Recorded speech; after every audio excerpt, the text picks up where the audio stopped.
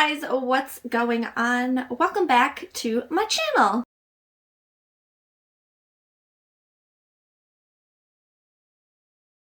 Today's video, I have for you my November TBR, my plans, why I'm going to read what I'm reading. I also have busted out my TBR jar because, I mean, can you see this thing? It's full. Warning, the cats are about to fight.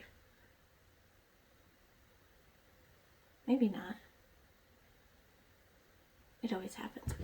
There it goes. So as you can see, this thing is full. I haven't pulled from this in a long time.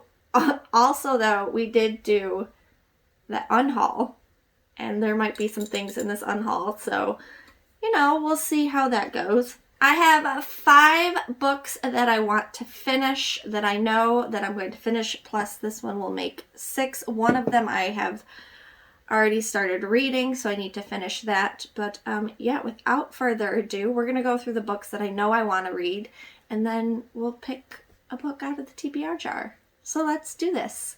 Let's get to November's TBR. All right, so the first book is one that I am currently reading, and that's The House of 100 Whispers by Masterton.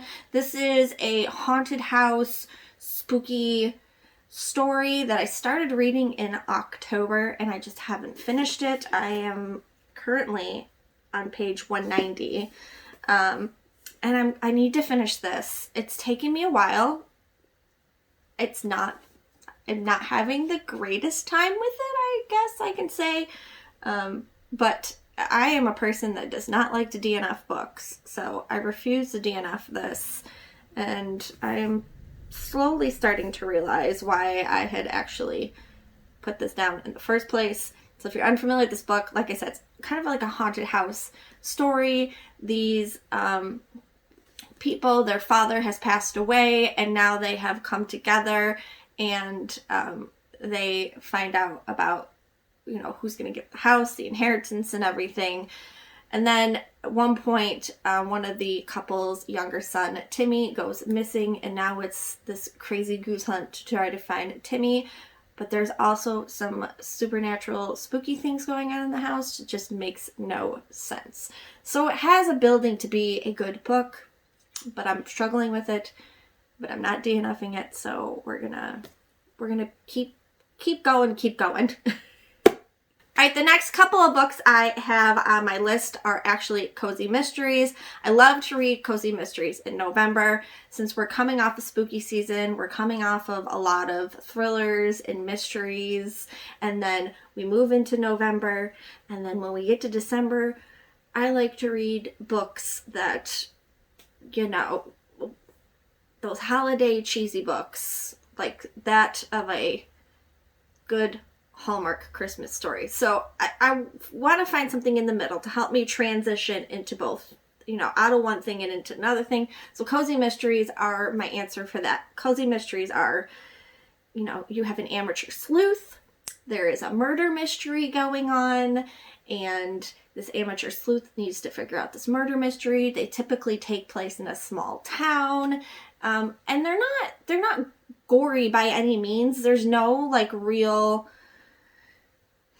I don't know, there's no real like scare factor to it, but the mystery factor is what is great. Now, a lot of times, yes, I can be like, well, I know who did it now, and you're like maybe a third into the book, but I really like that, and the cozy mysteries really help me kind of get through all of that. So I have 3 that I'd like to read in November. This first one is actually a second book in a series, and that is A Game of Cones by Abby Collette. This is considered, an ice cream parlor mystery.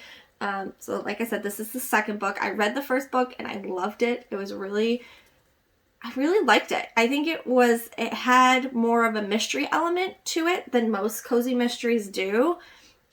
It was kind of harder to tell until pretty much the end. So in the first book, we follow our main character, Browen, and Browen is inheriting her family's ice cream shop. And in the first book, she stumbles upon a dead body. The guy that is murdered, his murder is being pinned on Rowan's father. So she takes it upon herself to figure out who actually killed this guy and clear her dad's name. In this book, of course, there's another murder, but this time Wynn's best friend is being blamed for the murder. So Rowan is going to clear her friend's name in this book, which is cool. So yeah, I'm excited to read this. I think the books are, I mean, the covers are beautiful. I absolutely love these covers. There is a third book. I don't think I have the third book yet. Maybe I do. I don't know. It's in a pile somewhere. It's in a pile. But yeah, I'm really excited to continue on with this series. And yeah, let's move on to the next one. All right, another cozy mystery, and a newer cozy mystery that I'm not familiar with. I think this series has 3 or 4 books.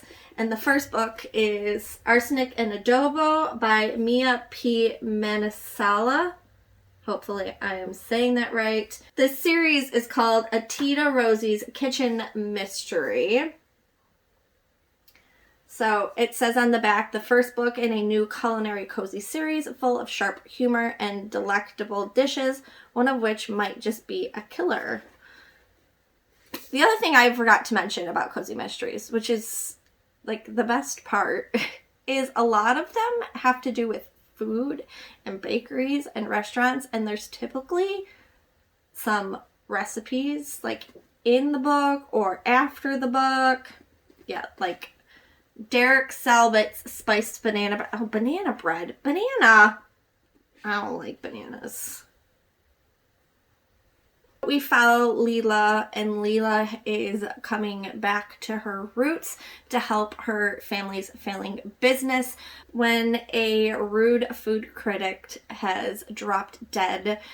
Leela is the #1 suspect. So I'm assuming she is going to be clearing her name and clearing her family's name because, you know, you had a food critic that dropped dead in your family's failing business. I like too that at the end it says, armed with the nosy auntie network, her barista best friend, and her trusted dachshund, Longanisa, Leela takes on this tasty, twisted case and soon finds her own neck on the chopping block. So I like that. I'm an auntie. I'll relate to this. I'm also a barista. I'll relate to this. I also will be judgmental, though, as a barista. Do you got your facts straight? So I'll be interested to see that in here. But yeah, I'm excited to read this as well. I did buy the second book, so I have this one and I have the next one whenever I'm ready to read that. And we'll see how this goes. We'll see if they have their barista facts right. That's the real judgment here. Moving on, my favorite cozy mystery of all time. It is the Hannah Swenson series by Joanne Fluke. There are, not even kidding you, there are like 27 books in that series. There might even be 28. I don't know. Well, this, you can't tell. This is the only one I have that does not have a cover on it because I got it at a thrift store and it was a hard one to find. But this one is Carrot Cake Murder. And it is book number, hold on, I'll tell you. This is book 10 in this series, so I love it. This is a guilty pleasure read for me. So we have Hannah Swenson. She is the owner of a cookie store in a small Minnesota town. And within all of the books, there is this murder. And Hannah has to help solve the murder as your amateur sleuth. She helps local police officer Mike kind of try to solve these mysteries, all while being in a love triangle. I'm not even kidding you. Between Mike and this other guy, Norman. It's like a train wreck. You can't help but keep watching. But yeah, I'm excited to see this. It's also crazy. You have 28 books in a series, right? Like there's 27 or 28 books in these series. It's in a small town. How many people are we killing off here? You know, like what? How many people are left is like, do we even have a town yet anymore? But yeah, I'm excited to dive back into this series. It'll probably be one of the ones that I start before I go on to those other two. So really excited. Get into this series if you love cozy mysteries. There's a plethora of these books. Hopefully you have a carrot cake murder one that's prettier than this. And then the last pick before we get to the TBR jar is one that was on the list kind of for my October TBR. I kind of placed it halfway through October because I totally forgot about it. And when I was doing my dark academia research, I was like, oh shoot, I forgot. I have this book. And that is The Maidens by Alex Michaelis with a Target sticker.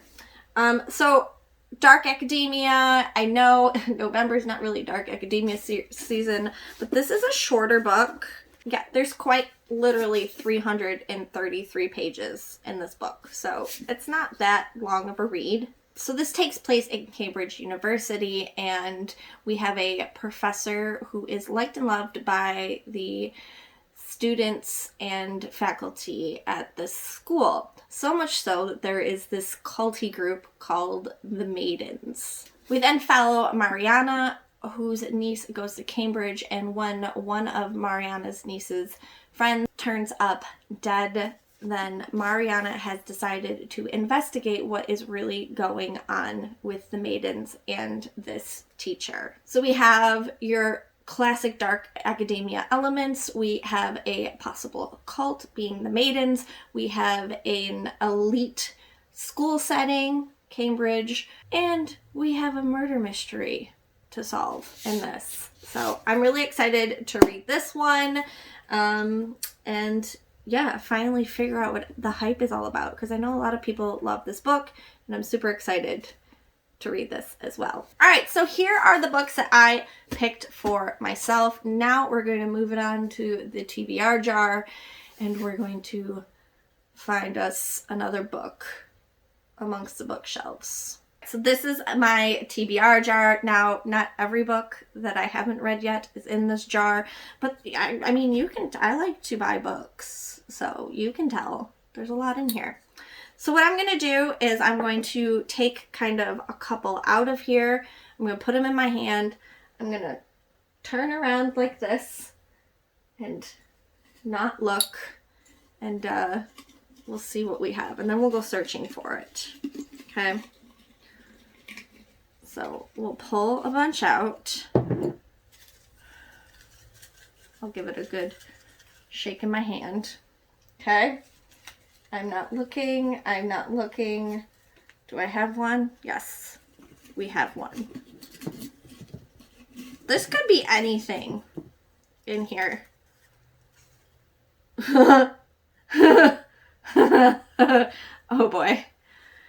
All right, well, if you were thinking, Chelsea, you don't have any like romance in there. Well, guess what? The TBR jar has picked romance for us.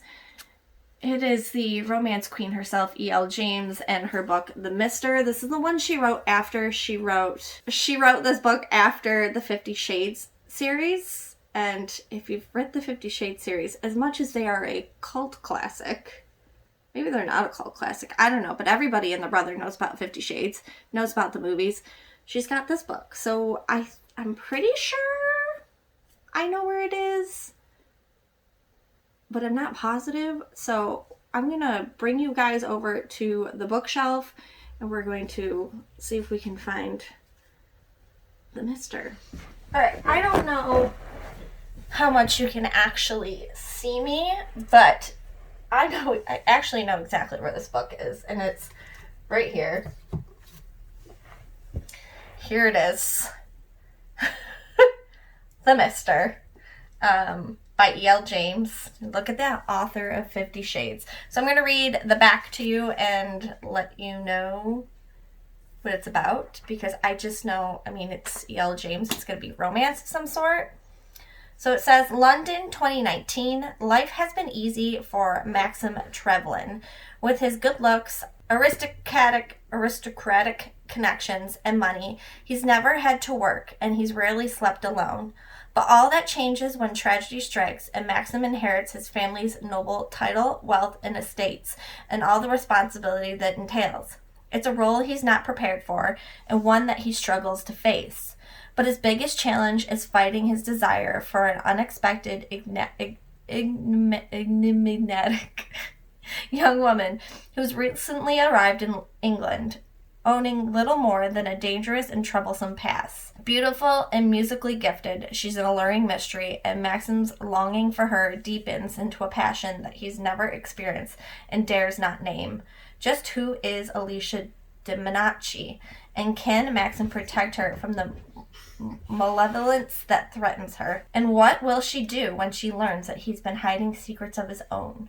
From the heart of London, through wild rural Cornwall, to the bleak, forbidding beauty of the Balkans, The Mister is a roller coaster ride of danger and desire that leaves the reader breathless to the very last page. So, you know, we're gonna, it's gonna be your typical, oh, Natalie has a hairball.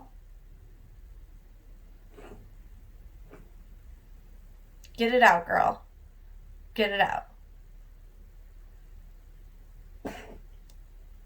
Okay.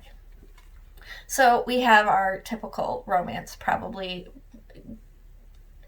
hot, sexy, corporate guy meets girl who needs help in all the ways of life. She has a past. He has a past. There's going to probably be an argument of some sort, and then they're going to make up and have like the hottest sex ever. Here we go. So that is everything. That's what I'm going to try to consume during November. I also want it to be noted that I am 3 books away from finishing my goal of 22 books. So being in November, I think we're going to surpass it. I'm banking on the fact that we're going to surpass this. And yeah, that is everything. If you guys haven't already subscribed, please subscribe, become a member of this family. I'm doing uploads every Wednesday, Friday, and a reading vlog on Sunday. So you're going to want to subscribe, hit your post notification bell so you know when it goes up and it's live. And yeah, what are you guys reading? Let me know in the comments below what you guys are reading for November.